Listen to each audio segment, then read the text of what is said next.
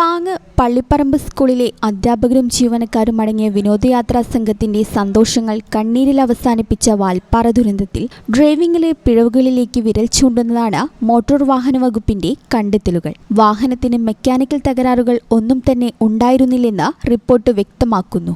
മലയോര പാതകളിലും പ്രത്യേകിച്ച് ചുരം റോഡുകളിലും വാഹനമോടിച്ച് ഡ്രൈവർക്ക് മുൻപരിചയം ഇല്ലാതിരുന്നത് അപകടത്തിന്റെ പ്രധാന കാരണമായി. കുത്തനെയുള്ള ഇറക്കത്തിൽ ഗിയർ ഡൗൺ ചെയ്യാതെ വാഹനമിറക്കിയതും ഹെയർപിൻ വളവുകളിൽ പാലിക്കേണ്ട മിനിമം ജാഗ്രത പുലർത്താത്തതും വൻ നിയന്ത്രണം വിട്ട് മറിയാൻ ഇടയാക്കി. 13ാം വളവിൽ നിന്ന് 300 അടി താഴ്ചയിലേക്കുള്ള 9ാം വളവിലേക്ക് വാഹനം പതിക്കുമ്പോൾ ചുരം റോഡിലെ സുരക്ഷാ ബാരിക്കേഡുകളുടെ അഭാവം അപകടത്തിന്റെ ആക്കം കൂട്ടി. എല്ലായിടത്തും അടിയന്തരമായി ബാരിക്കേഡുകൾ സ്ഥാപിക്കണമെന്ന് റിപ്പോർട്ട് ശുപാർശ ചെയ്യുന്നു. നിലവിൽ ആശുപത്രിയിൽ ചികിത്സയിലുള്ള ഡ്രൈവറുടെ മൊഴി കൂടി രേഖപ്പെടുത്തിയാൽ മാത്രമേ അപകടത്തെക്കുറിച്ച് കൂടുതൽ വ്യക്തത വരികയുള്ളൂ എന്ന് ഉദ്യോഗസ്ഥർ അറിയിച്ചു. അതേസമയം പരുക്കേറ്റവരുടെ ആരോഗ്യനിലയിൽ ആശങ്ക തുടരുകയാണ്. കോയമ്പത്തൂർ മെഡിക്കൽ കോളേജിൽ തീവ്രപരിചരണ വിഭാഗത്തിലുള്ള നൌഷാദ് അലി, മുഹമ്മദ് ഫായിസ് എന്നിവരുടെ നില ഇപ്പോഴും ഗുരുതരമാണ്. പരുക്കേറ്റ മറ്റു 2 പേരായ സഹദിൻ മുഹമ്മദിനെയും മസ്നിനെയും വാർഡിലേക്ക് മാറ്റിയിട്ടുണ്ട്. ഇക്കഴിഞ്ഞ വെള്ളിയാഴ്ച വൈകുന്നേരം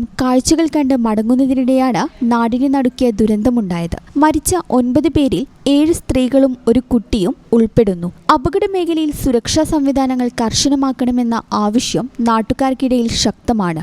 റിപ്പോർട്ടിലെ കണ്ടെത്തലുകളുടെ അടിസ്ഥാനത്തിൽ വരും ദിവസങ്ങളിൽ തമിഴ്നാട് സർക്കാർ കൂടുതൽ കർശനമായ നടപടികളിലേക്ക് കടക്കുമെന്നാണ് സൂചന.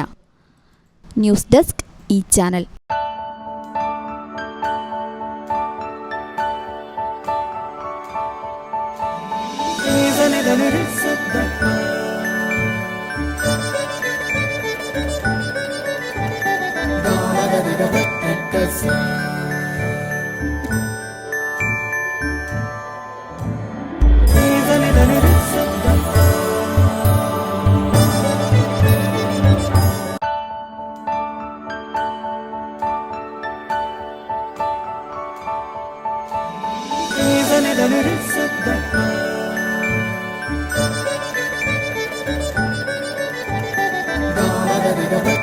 Yes.